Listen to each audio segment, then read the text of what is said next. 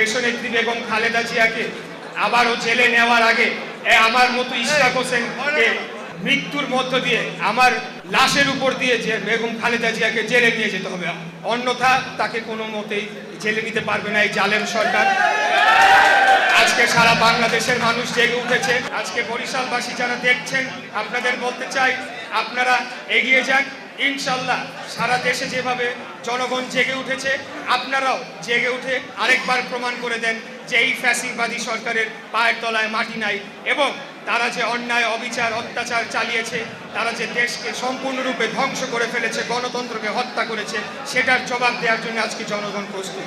1971 সালের মহান মুক্তিযুদ্ধের যে চেতনা ছিল, সকল শহীদদের যে আশা আকাঙ্ক্ষা ছিল, যে আশা আকাঙ্ক্ষা নিয়ে তারা মুক্তিযুদ্ধে অংশগ্রহণ করেছেন, সেটি অবশ্যই আমরা প্রতিফলন ঘটাবো এবং এই বাংলাদেশে আবারও গণতন্ত্র প্রতিষ্ঠা করে সকল শহীদদের রক্তের প্রতিদান দিয়ে আমরা ঘরে ফিরে যাব ইনশাল্লাহ।